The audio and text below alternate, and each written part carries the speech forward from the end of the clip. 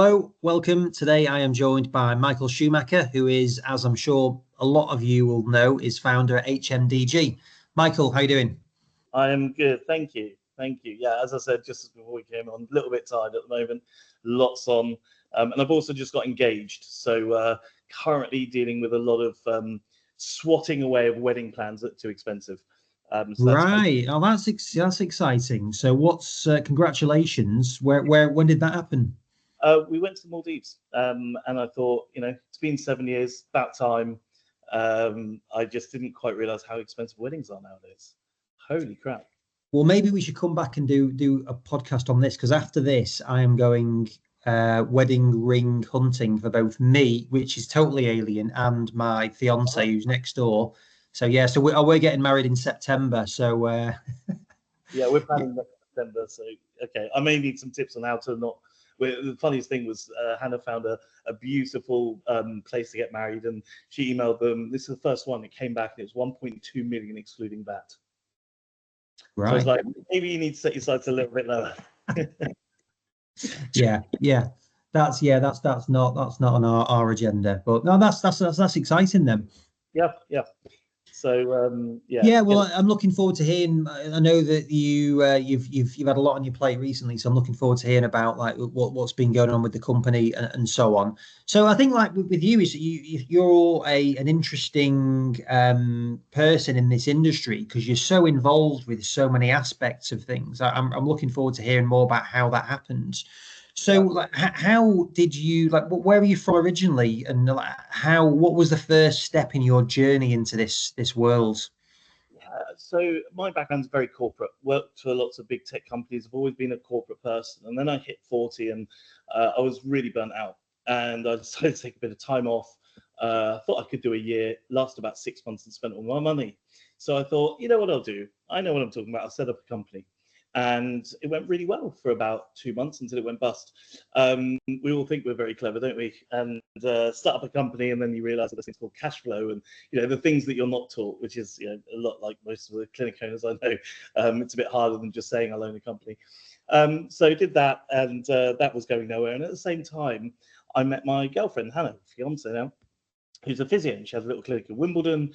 And I thought, how do I get this girl to like me? How do I impress her? And I did a bit of marketing for her, and it went really well, just so incredibly easy. So everything happened very quickly, but within 6 months we set up a business marketing for physios. So complete accident. I was about to go back to the corporate world, but I thought, well, let's give it a go. It may be a bit of fun. And here we are 5 years later with 1,000 something clinics around the country that we work with, and pretty mega company, but all by accident. There was no kind of idea of, oh, we should look at the healthcare industry and we should do something. It was just pure luck, pure accident, and gave it a go.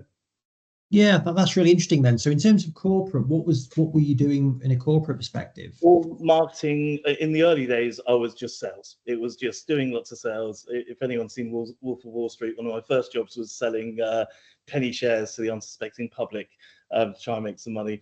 And I went through some of the big management companies like KPMG or Bearing Point at the time. Then got into the tech sector, worked for lots of the tech companies, but it was all around initially sales, then into commercial, and then into marketing. And I think doing sales is probably the best start for anyone that wants to go into marketing, because they really understand the customer base, they understand what people are looking for. So yeah, I moved into the commercial side and the marketing side, and then I started working with incubators within the tech sector, consulting on a lot of startups essentially. Some of them really well funded and some of them not so well funded. So yeah, super interesting. That's what led me then to go into forming my first company, which was in that tech sector, which, as I say, didn't go too well. Yeah, no, I'd be interested to hear a little bit about that as well. But like in terms of that, I'm always interested in when people have worked in that those bigger corporate businesses and understood it, because I've never done it. And my brother worked at PwC. He was management consultant there for a while. He didn't like it, but I've always been quite interested and envious of people that have gone through and worked in those sectors, because you get to see it in a completely different way. I'm not saying that it probably wouldn't be right for me, but I'd be intrigued to know what it's like working in there. Not great, to be honest. I think a lot of it is, and there's lots of jokes around it, around places like McKinsey and PwC. A lot of it's a lot of nonsense. You know, I remember being 20-something years old, no knowledge of anything, being rented out for £2 a day for change management, and helping businesses build scorecards. What do I know?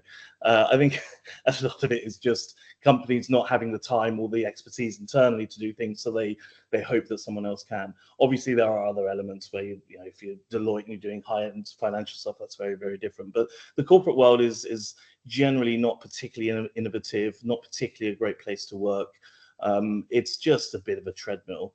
So I don't think there's anything to be particularly jealous of, or you know, it's good for atmosphere and you have a lot of fun and you can go drinking with people. But at the end of the day, I don't think that many people get huge work satisfaction out of doing what they do in the corporate world. It's just earning money. It's just, you know, I always joke the amount of people I used to see sitting there back in the day on Facebook playing Farmville all day.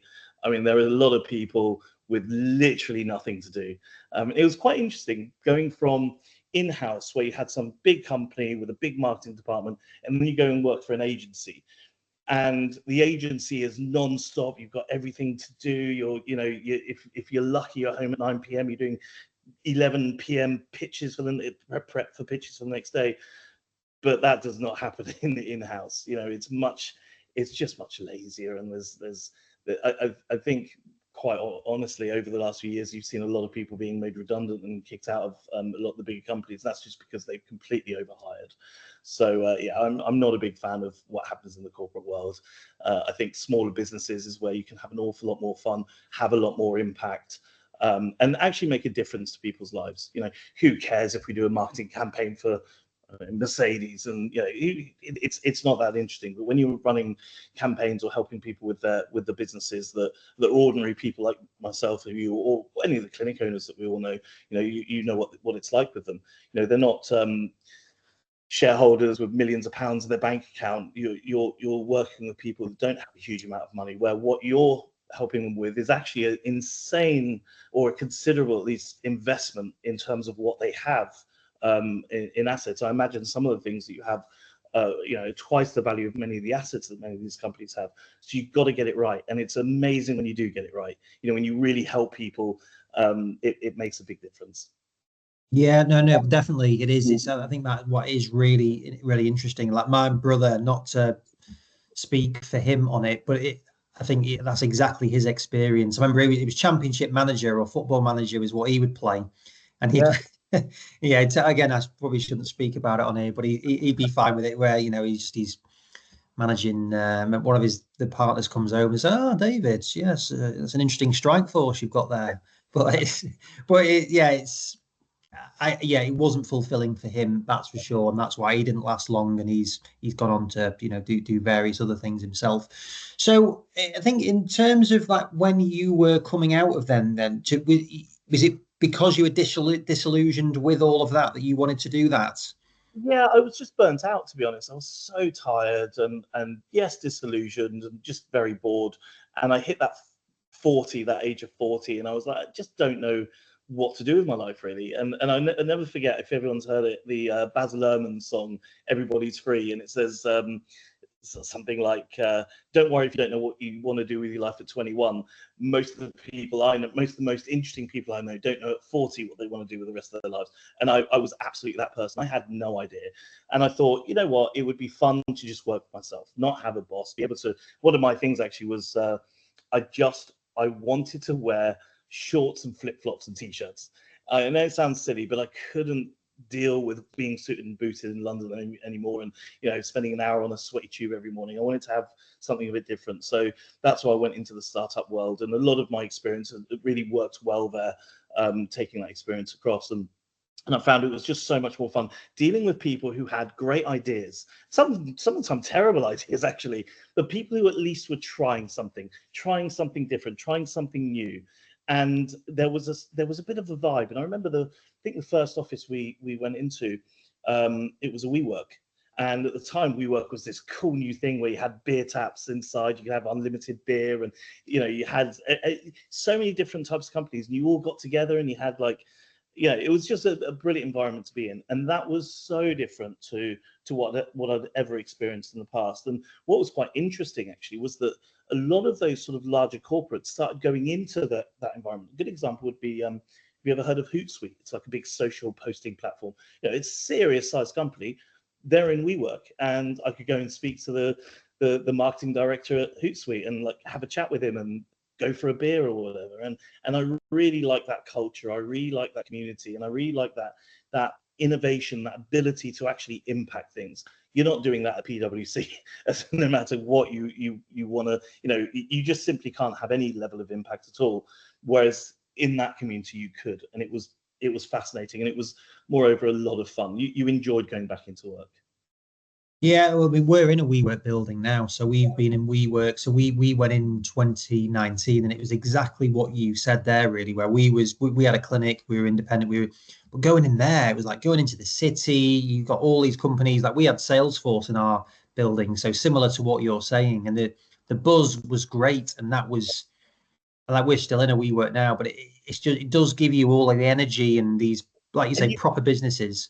You could really knowledge share with people as well who have been through very different experiences and who maybe had a lot more knowledge or had less knowledge than you about things. And I remember doing a lot of bartering. Like at the time we needed some graphic design done, and someone else had a problem that we could help with, and it was like, yeah, let's swap services, and it was great. I absolutely adored it. It was fantastic. Yeah, no, I agree with you, and I think it's really nice to be in that dynamic environment where you feel like you're problem solving and different things like that. So was that for the business that went under that you did? Yeah, that was originally for the business that went under. And how big was your office? Like, you didn't, because it's expensive, isn't it, if you actually get a big office space? It was very small. It was like what they call it, like it was just a couple of seats basically, or I think we had 3 seats. We went to Huckletree after that because it was a bit cheaper. But yeah, try and start business. But I think, and I see this every day because I speak to clinic owners every day, particularly new ones. There is a lot to learn about running a business, and one of the things, for example, is getting a good accountant, which sounds like obvious advice, but it's so important. And we didn't have a good accountant, and people who actually talk to you about VAT and talk to you about cash flow and making sure that you can run a business properly. And we just didn't have that. We didn't have a very good setup internally in all sorts of ways. And I do think having that fail was the best thing actually that could have happened, because it kicks you off it kicks you behind a little bit and tells you maybe you aren't quite as clever as you think you are, my little friend. You used to get that from your parents, where they give you a little kick and say, there's always someone bigger and clever out there. And as you grow up, you think you're the biggest and cleverest person, but actually having your behind kicked was a really good experience to show you that there's a lot to learn in running a business, no matter how good the business is. And a lot of what I learned, I actually implemented within HMDG. One of the examples of that is that we had these massive cash flow swings because we charged a lot of money to a client. And, you could be up 10 grand one month, down 10 grand the next. And that's actually very, very difficult. So what I decided was I wanted to build a bit of a Netflix model where we'll work with you, but it's going to be small amounts, and it's going to be recurring revenue, and it's going to be kind of long term. And again, that Netflix model where people think, well, it's great value, I'm not going to cancel it. So that way you have a much more sustainable and consistent revenue and profit level, and it just goes upwards every month instead of kind of going up, down, up, down. And that was probably one of the biggest things I learned, was that big money isn't always the best thing for a business. And I suppose, I don't know if it's the same for you, but when you're selling large capital equipment, I suppose having it on a lease over time is probably preferable in some ways than having a big amount of income and then you spend it and it's all gone. So I don't know. Is that?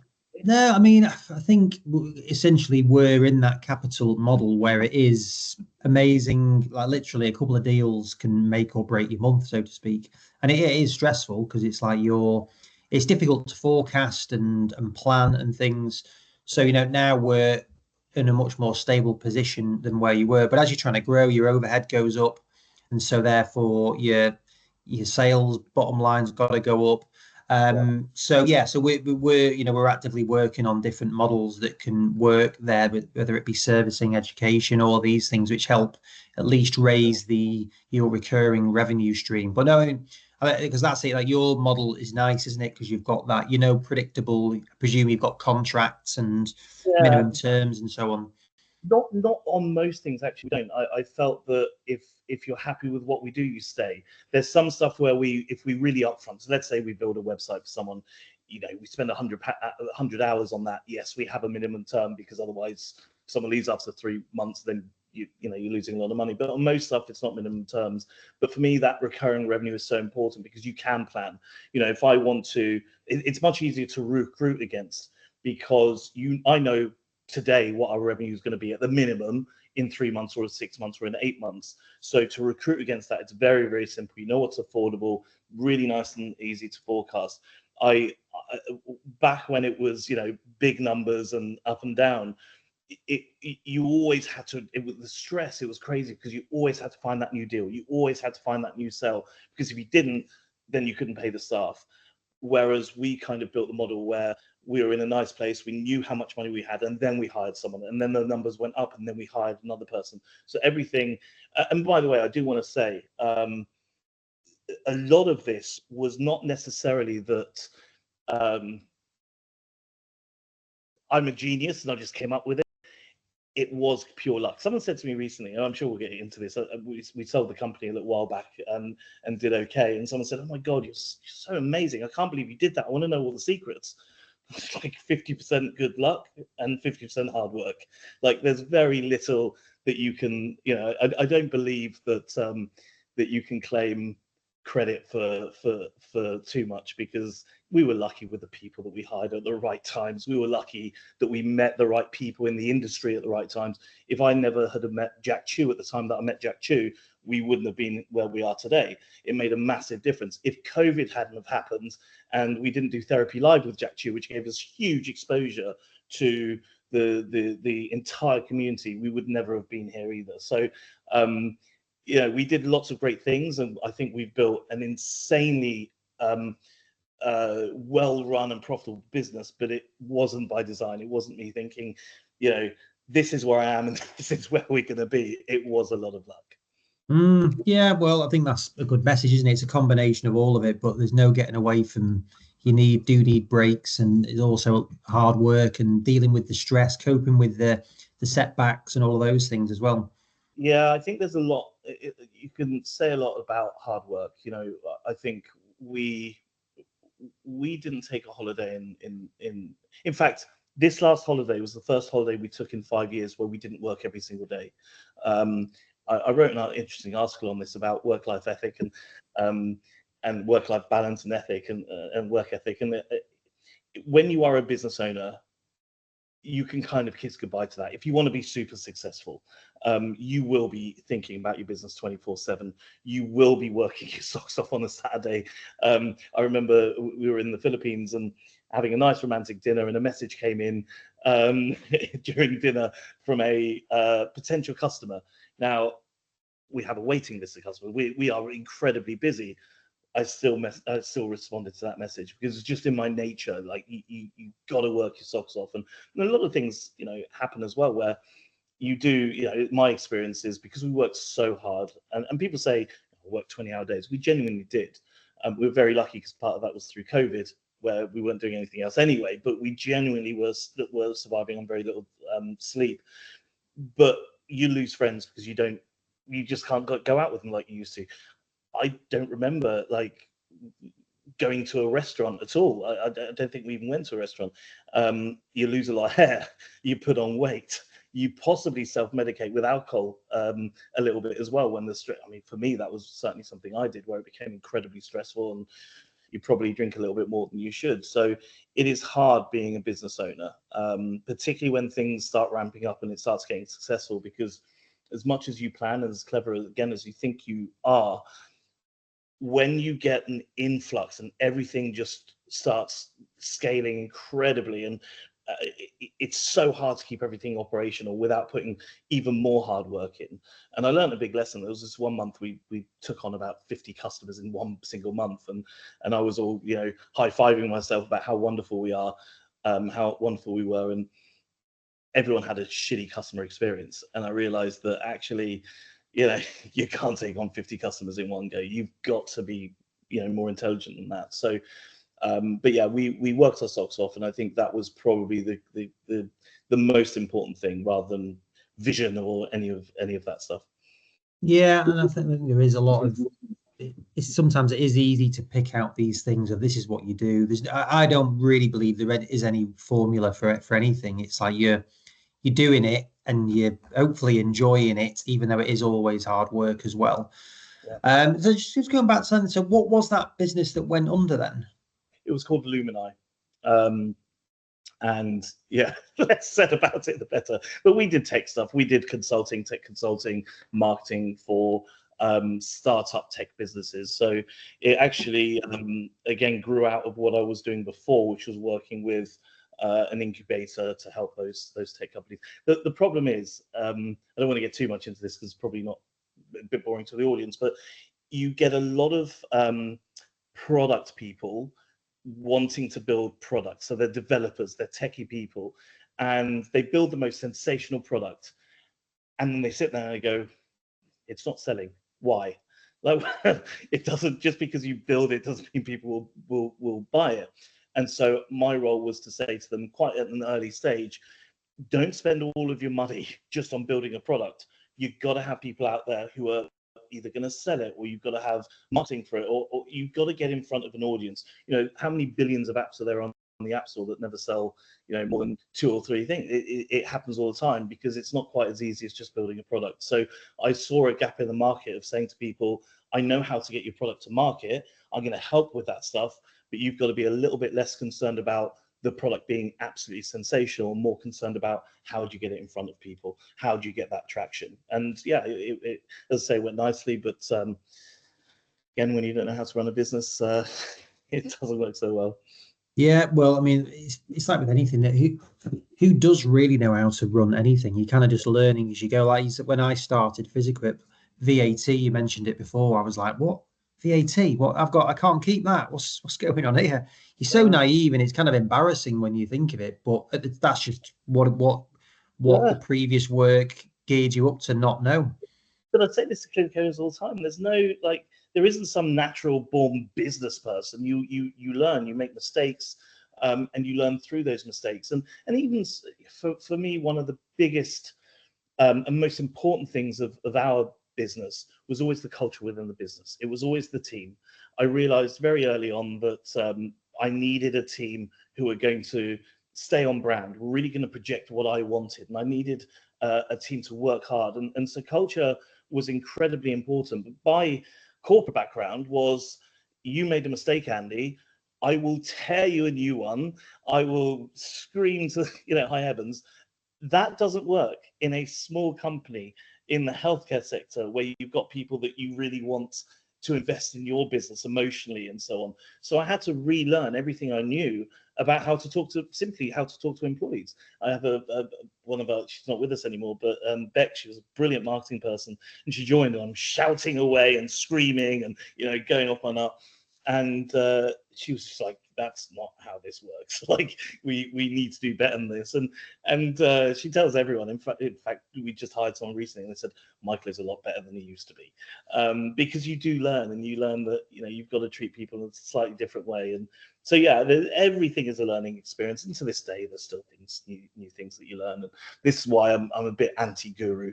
I think I've got a bit of a reputation for that, for people saying, I know this is how you do it, and I am the authority on it. Because I just think every business is different. Every business owner is different. They all have different needs and wants and cares. And I don't think there's a one size fits all.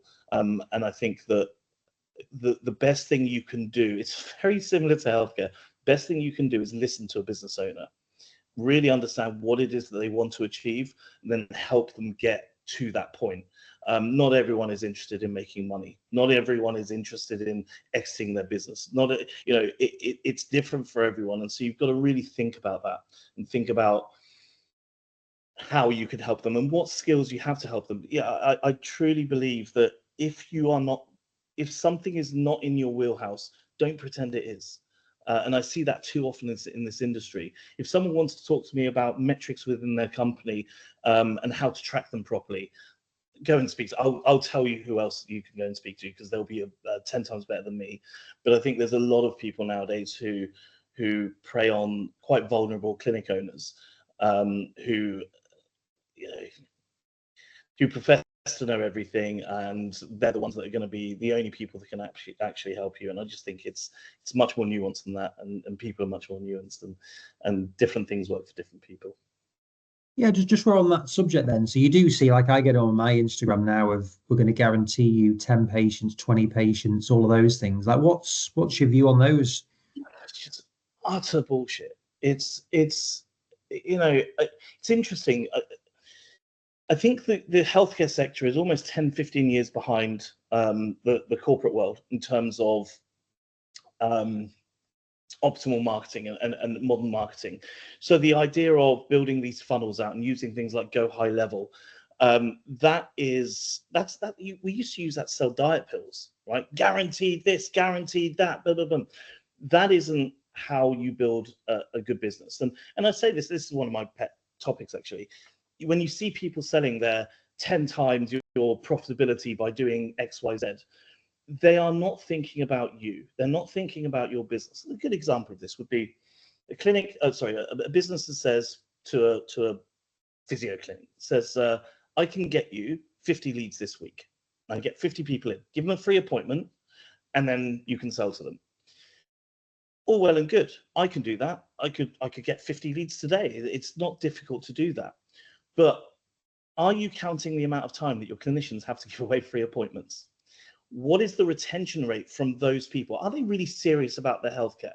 If I'm sat on Instagram looking at holidays and puppies and whatever else I might be looking at, and something says, go and see a physio, it's a free assessment, I'm thinking, yeah, back hurts a little bit. Yeah, you know what? It's free. I'll do that. Am I really the kind of patient that you want in your business? So yes, you're spending a lot of money on this stuff, but when you actually do the numbers, you tend not to make any money back because you're giving away too much for free. You're filling up your diary from so that actual patients who really do need you and willing to pay they just simply can't get in. And when you do the sums, very rarely does anyone make any money from it. And most of the time, it's a bod in his bedroom, right? It's someone who knows how to do a little Facebook ad, sits in their bedroom, charges you $1,000 to do it, and then pumps it out. If you're interested, if you type in SMMA into YouTube, and that'll do. That on its own, that will do. It will give you this is the entire culture. It will tell you what people are doing to get brick-based businesses into these kinds of funnels to do these, get your leads and 10 times your profits and so on and so forth. And a lot of it is now based on physio and chiropractic, like the most profitable businesses to go after, because let's be honest, most MSK clinics are hand to mouth. They're not making a lot of money. So when you say I can promise you X amount of money, they jump on it. So just type it in. It's all a giant con. The funniest thing I saw recently, and I'm thinking of doing this, whether I do or not, I don't know. But I saw this guy who's the millionaire mentor, whatever his name is, and he's out there going, look at me, I can afford this, and I've got a Lamborghini, and this is my private jet, and yada yada yada. Buy my healthcare course, learn how to be a millionaire, whatever. So I looked it up, and that jet and that Lambo come as a £350 an hour deal in Kent. You can go to Kent, you can rent that plane, you can rent that Lambo or a Ferrari, and you put yourself in front of it. And I was thinking of doing this, of just like, yeah, pay the 300 quid, whatever, get down there, do some filming, be like, yeah, look at me, 10 times your profit. That's, it's just such a great giant con. And I think that I understand that, it's no criticism for people who fall for it. But that isn't how healthcare businesses are built. And people who disagree with me, if anyone's out there saying, no, it's really important to do Facebook marketing and run lead generation campaigns, I can tell you now, the best of the best clinics, both from a revenue perspective and from a clinical perspective, and let's not forget the clinical perspective, because if you're getting lots of people in free, can you really be ethical if you know the only way you make money is by bringing them back? I'm not sure you can. But the best of the best clinics, they're not doing that stuff. You don't see those guys doing it. And you can be incredibly successful without running those kinds of campaigns. It really does bother me. Yeah, that's interesting. Because I agree with you. And when you see it, it does just smack of that hardcore sales and you're in algorithm and all of those things. What is SMMA out of interest? Social media marketing agency.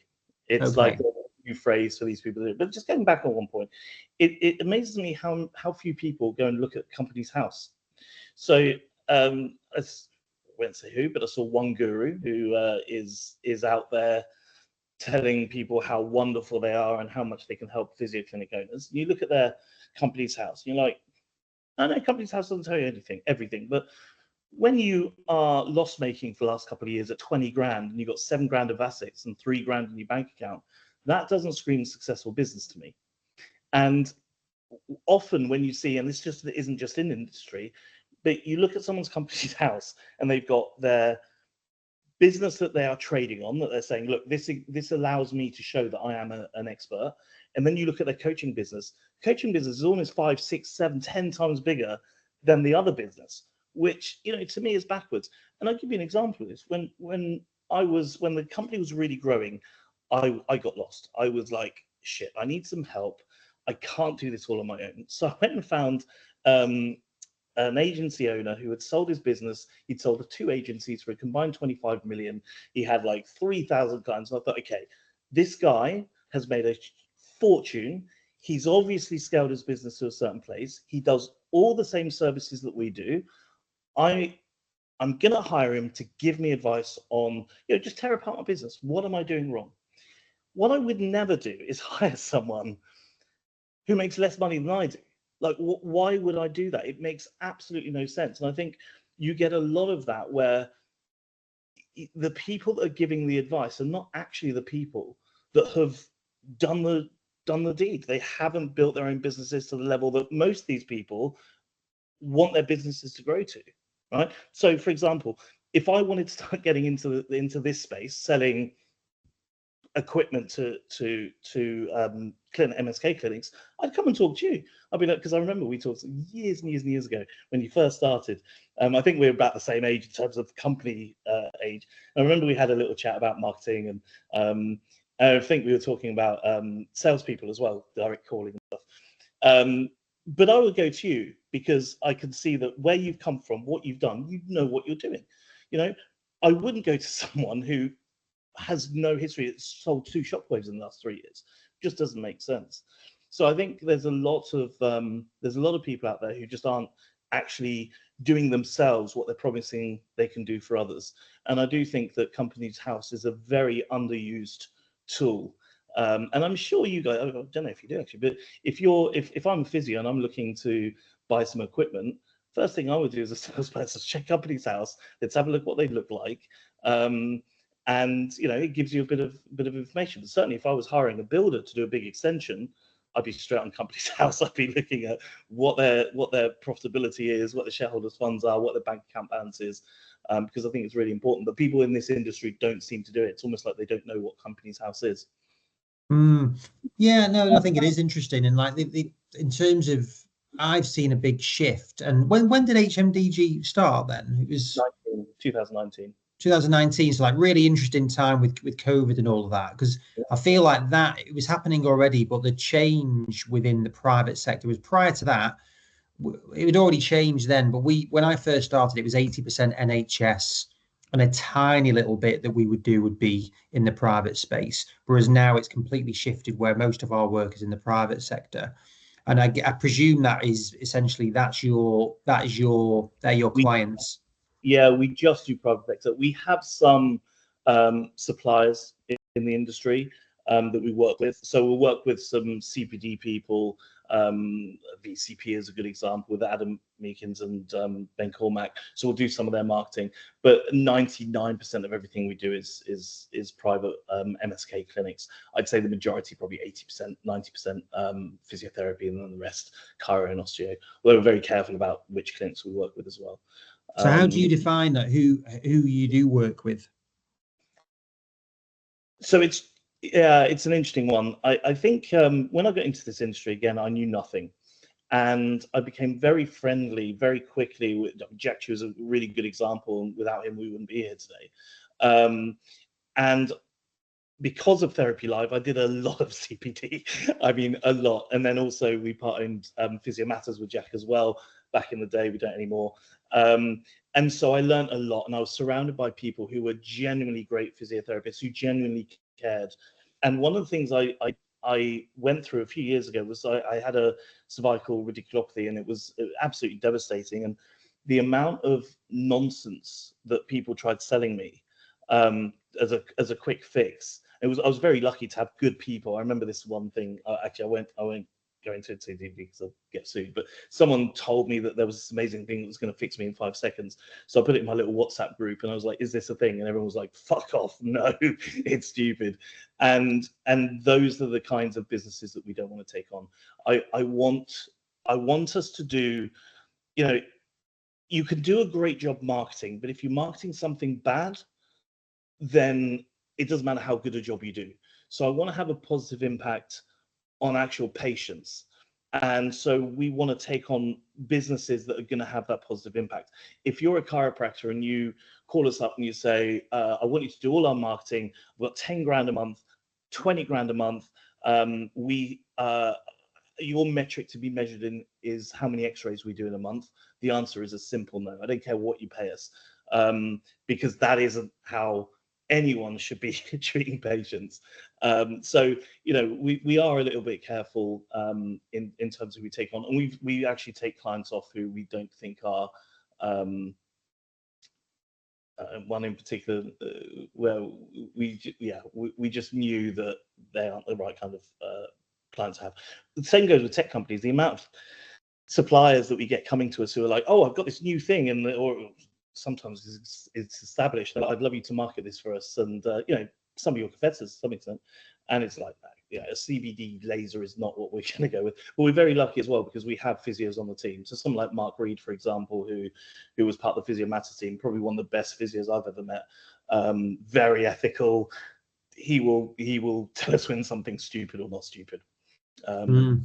Again, I don't want to call out names, but there's some products at the moment, one in particular that's making a lot of noise. It's not something you deal with, making a lot of noise, which is absolute, it's a horror show and a lot of nonsense. And so, you ask Mark, is this something we should be promoting or marketing for a clinic? And the answer is no, it's nonsense, so we won't. Okay, yeah, no, that's interesting. So, you mentioned Jack. How did that link with Jack come about? Yeah, so he was doing MSKN, which was like I don't know what you'd call it. I guess some kind of quality. I can't remember. It was like a quality thing where clinics got together and they had standards set or whatever. And we did a bit of work there, and we did it quite cheap. And then he became a client with Choose Health, and then he got to COVID, or just before COVID. So being a client for a while already, and I get on with people, and I particularly someone like Jack, who's not afraid to pull his punches and be a bit controversial at times. And then we got to March 2020, and we'd gone up to have a beer with him, actually, me and Hannah, and we were sat there, and we knew that it was likely things were going to shut down. So Jack said, well, physios love CPD. I have all of the knowledge and all of the people, the experts. You've got the marketing. Why don't we put on a massive event with 1,000 people? And we'll call it Therapy Live, and it'd be incredible.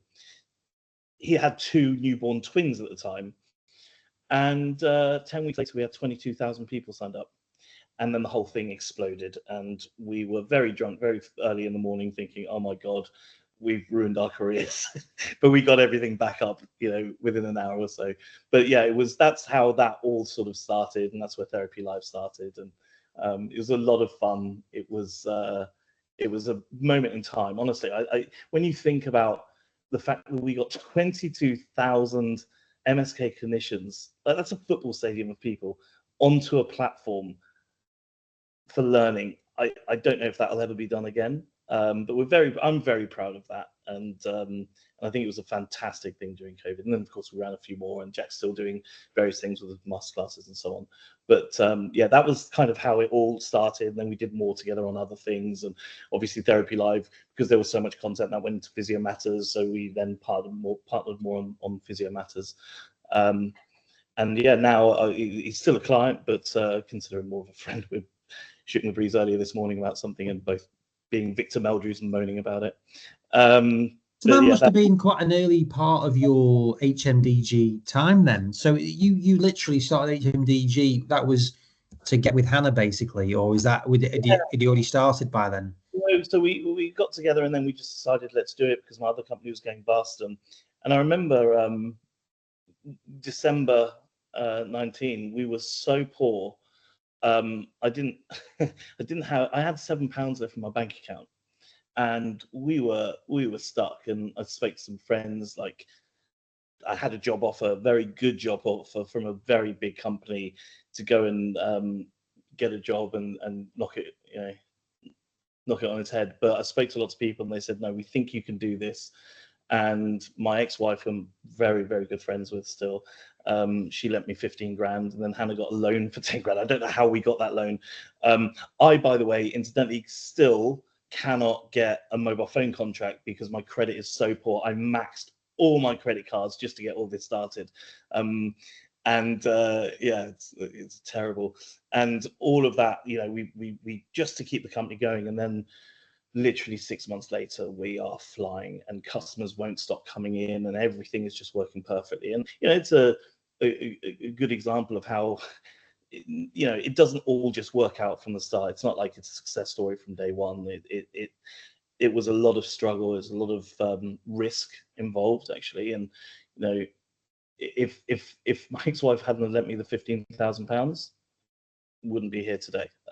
She's done all right out of it, don't worry.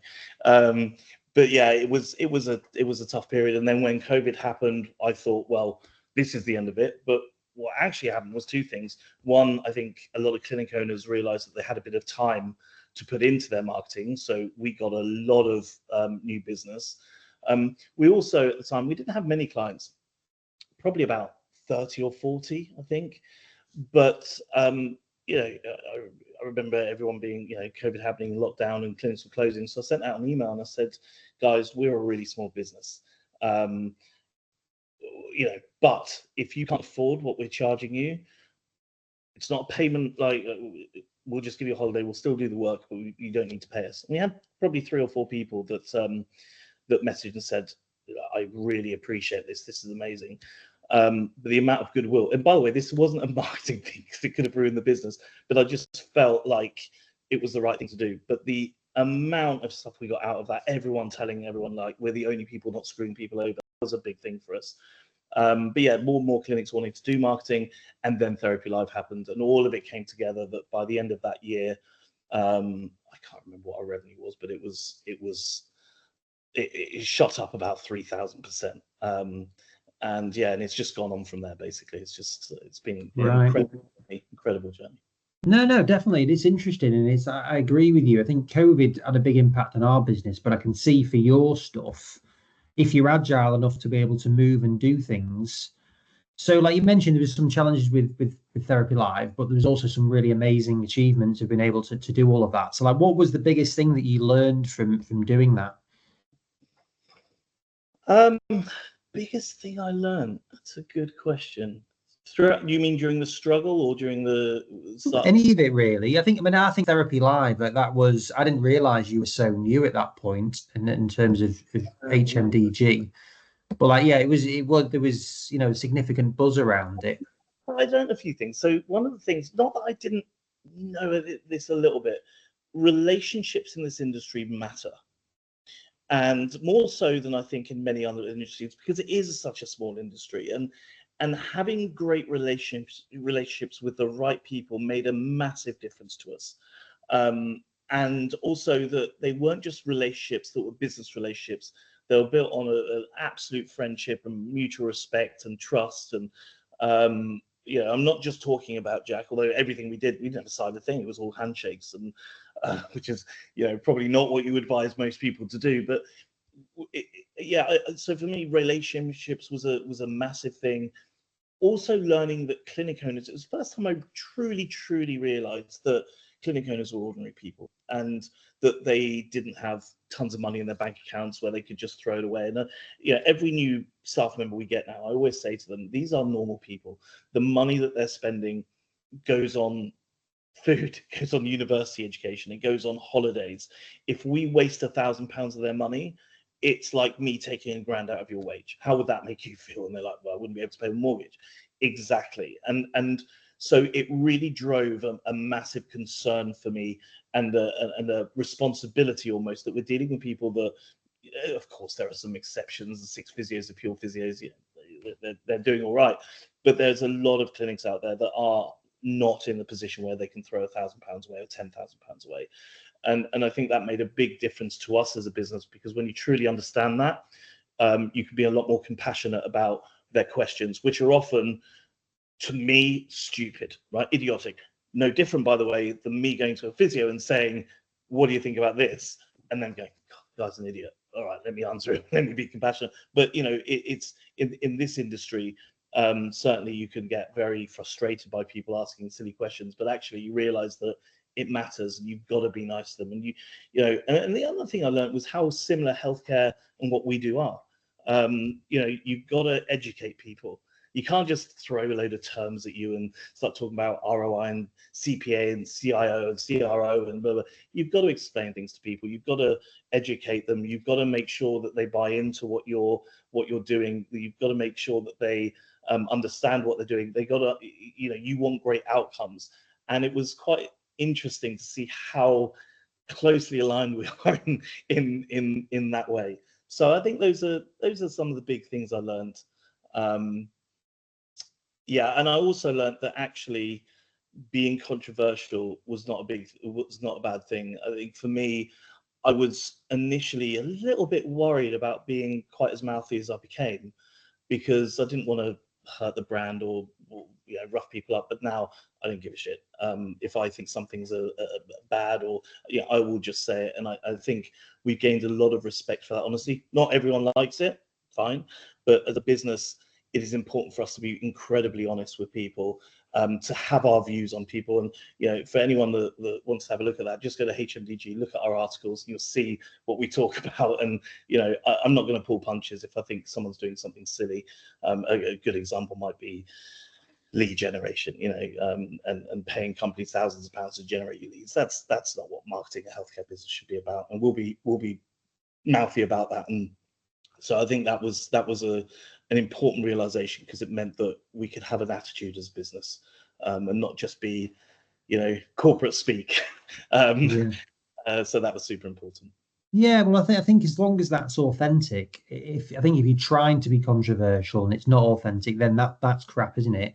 Whereas if it, like you say, if you've got conviction, you genuinely believe something, then I think that's right. I think sometimes you see stuff and it's like, well, I feel like they're trying to be controversial, which then it's just not like, well, I don't buy that. So I think, like you say, if you're picking out those sort of things, like what are the other mistakes that you think clinics make? I'm interested in the mistakes, and then we also talked about what you said, the best clinics, they don't do that stuff in terms of new appointments. I'm intrigued as to what you think they do well.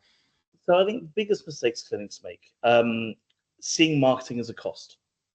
They look at the money and they think that's a big cost to me, therefore I shouldn't do it. And it's almost a monthly case of a client saying, I've spent £500, that's generated me 100 patients at £1,000 each, over a lifetime value of a patient. So I've just made 100. I mean, these are hypothetical numbers, but I've spent this much money, I've made 10 times the amount, but Christ, it's £500, it's a lot of money. That we see that a lot, and I think it's incredibly important that people understand, and clinics understand, that actually you need to invest in the business to make it grow. Another mistake I see is a lack of technological best practice. So that might be something as simple as not having online booking on your website, which is mind-blowing in 2025. It might be having a terrible website. It might be using a really outdated booking system from 1982. Again, I won't mention anything. I don't want to get sued again. I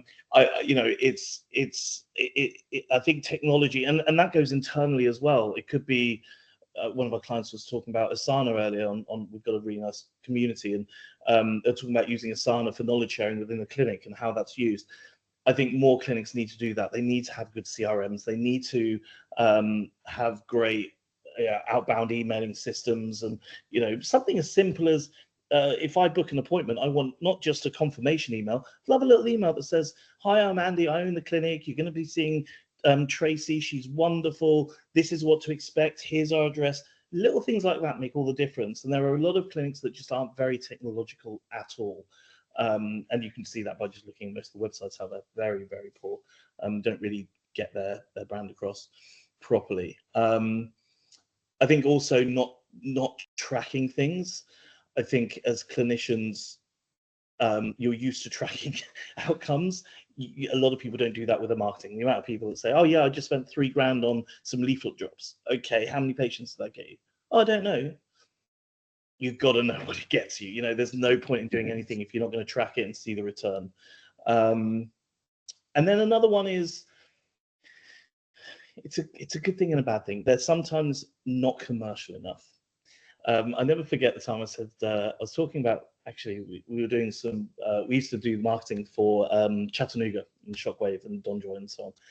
And I remember saying to one of the clients that said it'd be great to get a Shockwave. Like, we're seeing a lot of successful clinics, this is back in 2020, whatever, be great for you to get one. And they said, I said, it could make you a lot of money. And they said, but does it improve my patient outcomes? And it was so alien to me at the time. It was almost like, I don't care how much money it makes me, but does it help my patients? So it's a good thing, but I think there's a lot of people who just aren't very commercial. They don't look at their metrics. They don't look at their KPIs. They don't really know how to run a business, and they try and take control of everything. Hire a decent accountant. Don't do your bloody books yourself. Hire a decent marketing agency, whether it's us or whoever. Don't do it yourself. And I think too many clinic owners are just, in no way commercial. So I think that's another big thing. I think the best clinics are we could go on for days, because I think there's a lot of different elements. I think the best clinics have a really great brand. And when I say brand, I'm not talking about a logo or a color or whatever. I'm talking about who you are as a business, what it is that you stand for. And the best ones really have great branding. They really push their people rather than their clinic name, for example. A good one, if you just do a search, if anyone's watching, do a search for Mint Wellbeing, just one off the top of my head. They're not based too far from me in Wimbledon. Look at Mint Wellbeing and have a look at their website and what we try and do with them and show off the team. It's a young dynamic team, and they're very S&C based. They got women's health and that stuff. When you do that properly, you are just so much more likely to have great success. And we're the same. We really want to show off our team. If you go on our website, you'll see all the team members and you see their personal photos. And so I think the best thing to do that. I think also they tend to have really great reporting within the clinic. They really focus on the right metrics. They understand which metrics to track. So I always hear people going on about retention. Okay. Yes, retention, but what about retention over what period? What about revenue per hour? These are all other metrics. It's not just about retention. I could go on, honestly. There's so many examples of absolutely fantastic clinics, but ultimately it is run by someone. This is another important thing. It's run by someone that knows how to build a great culture within the clinic. There's nothing worse than seeing a clinic that is owned by someone who is essentially just renting out a load of rooms to a load of people that don't give a shit about the business, and they have very little control over what happens. The really interesting clinics are ones that really care about the culture and really care about the patient experience, and I think that's so important. I said this recently to someone. It's you've got to look at just the basics. Like, when's the last time you painted your clinic? What is that patient experience like when someone answers or calls you up? Do they get go on about that as well. But I think the patient experience is always incredibly important. But that goes for not just a physio clinic, it goes for you as well, right? If my experience with you buying a product is shit, you're not going to get anywhere, particularly in a market like this where everyone knows everywhere. But you have a great experience with Andy, and he does great things, and his post-sale support is fantastic, and you're going to do well no matter what, almost. So I would say patient experience is probably that number one, probably the number one thing that great clinics do. Yeah, no, I mean, I agree with you. Is a point you made a little bit earlier on, is that essentially everything is the same, whether you're in marketing, whether you're in selling medical devices, if whatever it is, it's just getting the basics right. I agree with you. I think it's like being on time, being like responsive, doing what you say you're going to do, just generally just those things. Caring about people. We had a customer. It was a screw up. Very big customer, spends and make revenues pretty high, and it was Bank Holiday Monday, and their website went down, and it was kind of our screw up, kind of not. We probably should have seen it. As soon as he emailed, the whole team like they're on it. Didn't care if it's Bank Holiday Monday, and he responded with. Literally best service ever. Thank you so much. Because we knew it had an impact on his business. If his entire website is down, it gets however many bookings an hour.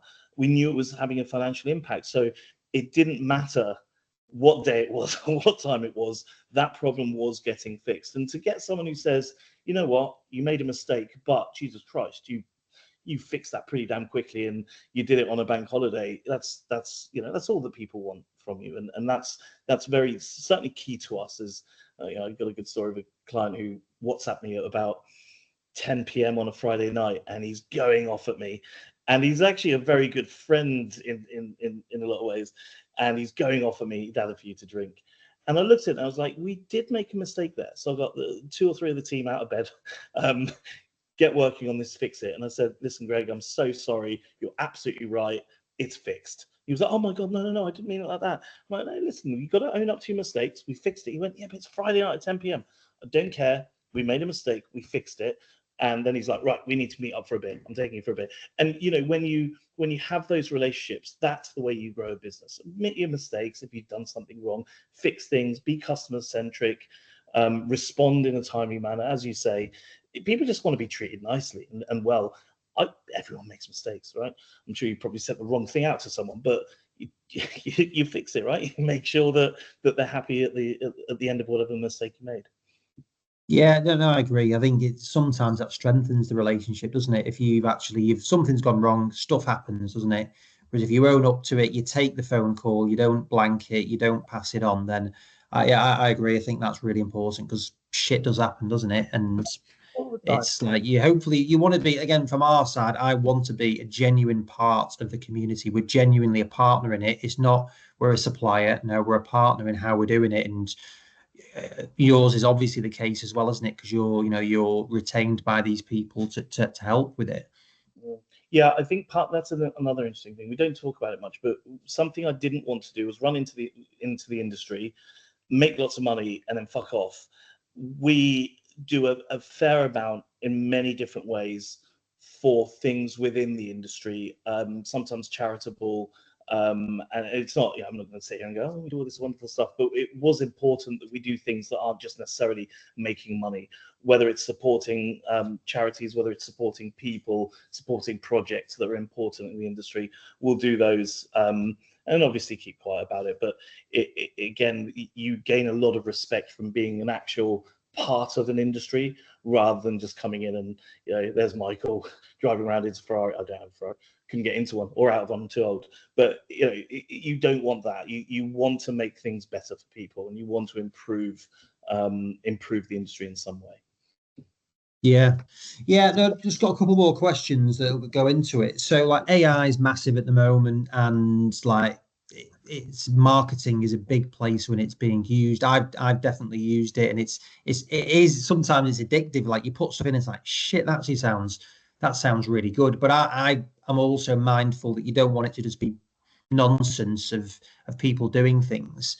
So like, where do you see the role of AI going in there? Because it's like, I mean, I personally, I think before you come into it, and I'm sure you've got some strong views on it, but I think it's important to embrace tech, but also not lose authenticity. And again, that genuine bit.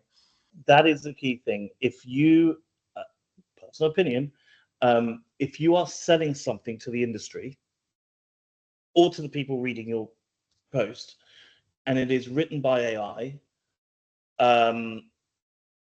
you're a charlatan, because you are not providing them with your experience, your expertise, your beliefs, your thoughts. It is in no way authentic.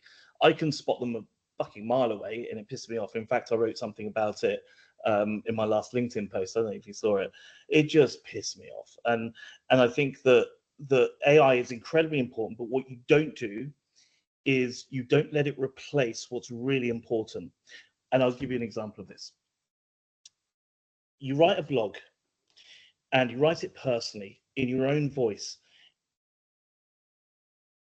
with your opinions and beliefs. Don't care if they're right or wrong, doesn't really matter. But you write it. Or, let's put one side by side. You write an AI blog, completely written by AI. You put them both up and you send equal amounts of traffic to it. What you're going to find is the one that was written by a human, the one that's authentic, is the one that's going to get you the money. That's what converts people, and that's hugely important. Yeah, I don't mention this much, but I also do consulting, right? I have never once told anyone that I do consulting. I've never once mentioned it. I'm bloody mention it now. I don't have any space, but that is just because I put authentic stuff out there. There's a lot of people out there who need clients, but they're getting them by posting AI nonsense. I think AI can certainly give you ideas. Wonderful. Let's use it as an idea, but it's got to be you. It's got to be authentic. In terms of a place for marketing, so don't use it on a LinkedIn post.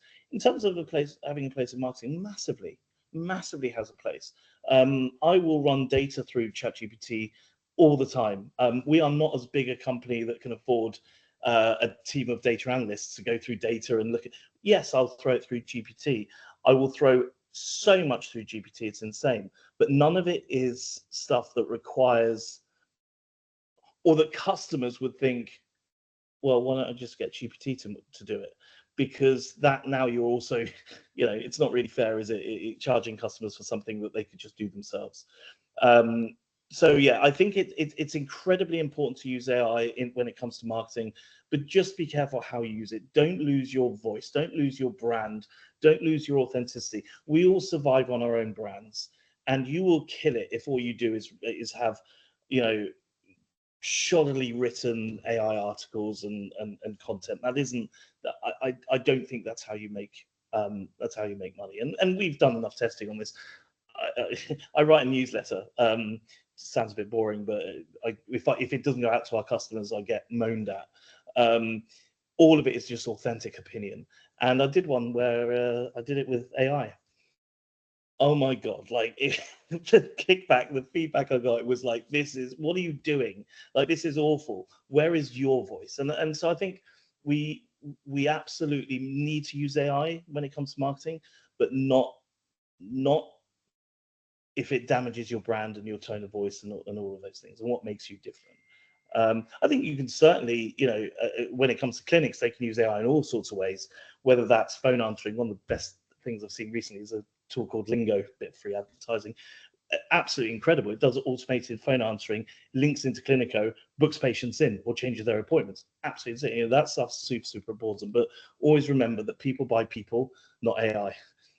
So you need to maintain that credibility, and you need to maintain your own personal brand. Yeah, no, I agree. It's like whenever I see the word foster or cultivate, I'm just like, yeah, because you've obviously written stuff, and it's like, oh my God, if I see fostering, it's like I've not written that. The best way, like, in today's digital landscape, fuck off. Just write something that you know and believe in. It's you see so much of it now, and I was having a discussion with someone, and it's really interesting that it tends to get more views, the AI stuff. I don't know why, algorithms, whatever. But when you look at engagement and actions that happen off of that, it doesn't even come close to the authentic stuff. So yeah, it's definitely a blessing. I mean, within our company, if we didn't have GPT, we would hire probably 3-4 more people, I'd imagine. We use it extensively. In my personal life, I use it extensively. Got a few quid to put in an ISA. What do? I'm not speaking to my IFA. I'm going to put my, ChatGPT knows my entire situation. I just say, what do I put it in? It's like, do it in here and put it in here and this tracker and whatever. And when you check it with the IFA, they're like, how'd you come up with that? That's very clever. So I'll use it for everything. Certainly not for anything that is my voice. So I wouldn't allow that. So yeah. Yeah, no, yeah, it's an interesting one, and it's obviously going to progress and move on from there. But so in terms of selling the company, then congratulations on. I know you're still going through that, but I always admire anyone who sets something up and then to exit it as well. That's a process. So how did that come about? So we started talking back in December 23. It was a mutual introduction from one of our clinic owners, Rick, who said, "Oh, this guy's really cool." And we weren't necessarily even talking about, selling the business. It was more about what we could do, how we could collaborate, that kind of thing. And over time, took about 6 months of just chatting, whatever. I think the more of the business that he saw, he kind of went, Jesus, I like this. This is not bad. And at the same time, for us, we were just done. I think we never imagined we would build a business of this size. We come across as relatively small, but we aren't. It's a serious business. And I think for me, there are two things as a business owner you should always recognize. One is your ability and the limits of your ability. And the other is when you're done. And, I realized, or rather not when you're done, but when you're not enjoying the things that you're doing. And we got to a point where we were working so much, it just wasn't sustainable for us anymore. I was managing to keep things going because I've learned a lot, but there are better people to do the things that I was doing. I was not interested in running a team of 50 people, never have been, or owning a company that is of that size. So he came along. He saw the company. He loved what we were doing. His girlfriend actually owns a clinic as well in Notting Hill, now 2 actually. So he knows the industry. He was looking to get involved in the healthcare industry, and he offered enough money. And when you get offered that kind of money from someone, you can't say no. But moreover, it's also the type of person that you sell to. That was really important to us. We had an offer from an agency that said, we're going to give you a ton of money, we're going to fire everyone, and we're just going to take your customer base into ours and expand our agency. And it was like, no. It would have been more money, but we were like, no, that's not what we wanted to do. That's not what we wanted to build. In fact, before Ben bought the business, we got to a stage where we hired so many women. I wanted to put a maternity policy in place because we hadn't had an official one. So I gave it to Ben to do. And he kind of came back with exactly what I would do. It was like 6 months full pay, 6 months half pay, whatever it was. And I was like, yeah, we found the right person, someone who actually cares about the team, someone who knows the industry. So that was super important. And so it took all in all 12 months from start to finish, but probably 6 months of hard arguing and fighting and back and forths. And we're friends now, right? But certainly when you are selling a business, you go to war. That's the way I see it. A little bit like with a friend, I suppose. You can have your fights, or your brother or whatever. You can have your fights, but ultimately you still get on. But yeah, it was a hard slog selling it, but it was the right thing. And the best thing was he at no point said, right, you're going to be tied in to do this. It was like, I want you to stay. And we were like, happy days. Now to be clear, he didn't say you can leave on day one if you want. No, we have a transition where we have to be there, but it's a short-term thing. We can bugger off now if we wanted. But it was really nice to have someone that says, I appreciate all this good stuff. Let me take away the stuff that you can't do and get back to doing the things that you love. And yeah, it was a massive achievement in some ways.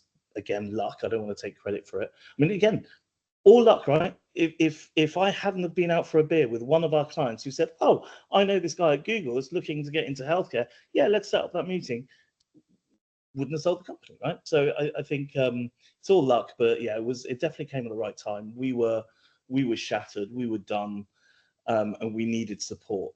And I am the kind of person that, I don't know if you can tell, I'm a control freak. So I could have hired people. I would have still been in charge. I would have still told them what to do. What's the point? That was never going to work. So it was really important to get someone else in who's going to take over. And yeah, it's been fantastic. And as I say, we had our first holiday where we didn't actually work last month. So yeah, it's worked out nicely. And obviously there's the financial aspects of it, but it's also really nice to see the company going where it's going. He's hired, I don't know, 8 people in the last few months, and it's growing, and we're doing much more. And there's lots of announcements to come and things that we're going to be doing, which are amazing. And there's lots of little things. Like, for example, I mentioned earlier, we have this community. We call it HMDG Connect. For years and years, I wanted to do a community where I could get all of our clinic owners on, where they could advise each other, ask questions. We've got Celia Champion on there doing coaching. It's a brilliant community. We'll get you on there, actually. It's a brilliant community of, all of our clinic owners. Wanted to do that for years, never had the time. Ben buys the company, right, Michael, what do you fancy doing that's fun, that, can I build a community? Done. And I'm like, cool, so there's all these amazing things that we can now do that we would never have been able to do.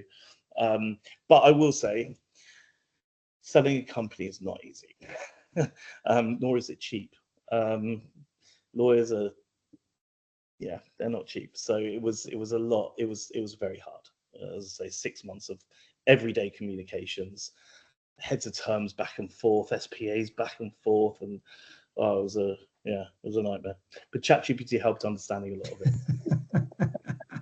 Yeah, well, that's good for that one. So how does it feel like when the deal gets signed then? How does that feel when people talk about that moment?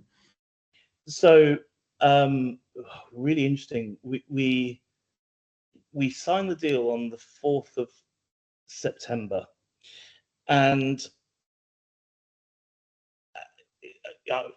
well, I don't know how to say this. It was a deal that is extensive enough that you don't ever have to worry about working again or any of that. And I thought that I was then going to go, fuck, I'm rich. But it wasn't. It was a relief, I think. It wasn't, let's go open bottles of champagnes. It was like, let's just go to bed. Let's sleep. It was a bit of an anticlimax in a way. But mostly, I don't get nervous, ever. But for the first time in my life, I got nervous because I had grown this team who I had built this huge amount of trust with, and who, I don't want to use the word family, but we are all friends. And I felt like, holy crap, tomorrow I'm going to tell them all that we've just screwed them and sold the company. And of course that was stupid. It wasn't actually what we'd done, but it was almost like I felt like I'd betrayed them. And the next day we went to Birmingham. I'd already arranged to have a day in Birmingham where we all got together, and Ben actually turned up. So I sat down and I was sweating, I was shaking. I was like, so I sold the company. And I remember everyone's like laughing at me, like, why is he acting like this? But it was just nerves. And it was so important that the team was so important. I felt like I'd let them down. So that was one thing that I didn't expect to happen. But it was great because Ben came in, everyone loved him. We talked about the future, and I would say that I remember Hannah saying to me, I haven't seen you smile so much in the last 5 years, because suddenly the pressure was off. You know what it's like, right? It doesn't matter any time of day or night, there is always a problem. There's always an issue. There's always a customer that's unhappy. There's always there's something to be concerned about or worry about. And the utter relief of going, oh, it's not my problem anymore, was insane. And I realized, I don't think I realized it quite so much until that point, of how much stress I was putting on myself and how much damage it was probably doing to me, actually. because it was like a weight off my shoulders. Now I'm the happiest person in the world. I do the work because I want to do it. I enjoy what I do, and yeah, it was definitely the right decision for everyone involved, and the team are all very happy now as well. We're taking them to Ibiza in a couple of months, so we're doing lots of fun stuff with them. But yeah, selling the business was very, very hard. Don't go into it without really understanding what's going to happen.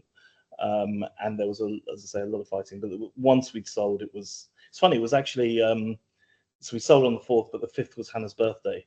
So it was like a birthday present. Because the other thing is that money doesn't just suddenly arrive, right?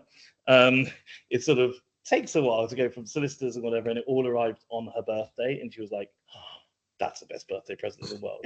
So, well, she wanted a 1.2 million wedding, was it? Then yeah, that's well, yeah, it was. Oh, I can't say this. She on that day, we're not big spenders. I like watches. I'm a big watch person. Beyond that, I just like t-shirts. She's not really a spender either. But there was this one handbag that she always wanted, and we did go and buy that handbag for her birthday. Ridiculous. I won't say which one it is. The girlies will know. But yeah, I think that's the only way we've properly treated ourselves so far.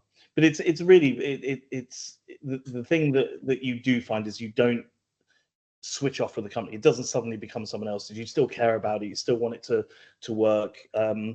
You still feel a responsibility to it, especially if you're going to stick around. You know, it's not a case of I've sold physically, but now who cares? You're like, no, I still care, and I still my brand and my name essentially. yeah. And what are your plans now then? What's going to be next? So what am I doing? So we're still working. We get to work a little bit less, so we've got lots of holidays planned. So we're going to be sort of, you know, having a bit more of a relaxing time. Just to, as I say, 5 years of 20-hour days, it killed us. So spend a bit more time in the gym, spend a bit more time on holiday. We're not working, 30 days a month like we used to. Beyond that, stick with HMDG. I love what I do. I really enjoy it, but I enjoy now doing the things I like doing rather than things that I didn't like doing that I had to do. I did say, that's it, no more companies. I'm not going through that again. Of course, within about 3 weeks, I started a new company. So I won't talk about it here, but I do have another company which is doing wonders very quietly in the background. No one really knows about it. We haven't marketed it or anything, but that's an MSK company as well for the industry. So we'll talk about that at some point. But it's not going to be quite on the scale of HMDG. That was a beast that I don't think I could ever build again. Yeah, that was hardcore. So now, yeah, enjoying life a little bit more. I'm getting old. I'm 48 in 3 weeks. Starting to fall apart, So that's not old. Come on, you got it all to come now. So it's I'm shattered. I'm gonna go play a bit more paddleboard and yeah, go to the gym a little bit more and yeah, relax a bit. But yeah, still sticking with HMDG. It's so much fun. It really is such a great company and so much fun to work with, and I really enjoy being involved. I genuinely feel like most of the clinic owners we have and customers are friends now, and you must have something similar, right? Yeah, for sure. They all WhatsApp me, and there's never a weekend that goes by where someone doesn't send me a funny joke or a story or a picture or something, and so that's really important. I've built those relationships, and yeah, I enjoy it. I enjoy doing what we do. Hannah's taken up pottery, so she's spending a bit more time doing that and relaxing. But yeah, it's all good, and we're very happy with where we are, and the company, as I say, so much happening, growing, expanding. We're going to be doing, I can't actually say, but we're going to be doing so many more things within the industry that I think everyone will be very impressed by it. So yeah. Brilliant. No, great. No, look, thank you for staying on longer than we'd said. But no, I'm really interested in your story and what you've done, and the people that have worked with you have been positive about the impact that you've had with them on that stuff. So yeah, so well done with that. Well done for getting through setting up a company so recently and then selling it. That's really impressive. So yeah, that's good. As I say, just remember there's a lot of luck involved. It's not I don't think I could do it again. Let's put it that way. Yeah, well, doesn't sound like you have to, so that's good anyway. No, it's been lovely chatting. Really nice. Brilliant. No, appreciate that, Michael. Thank you for that, and good luck with what comes next, and good luck with their planning that wedding as well. Jesus, thank you. Cheers.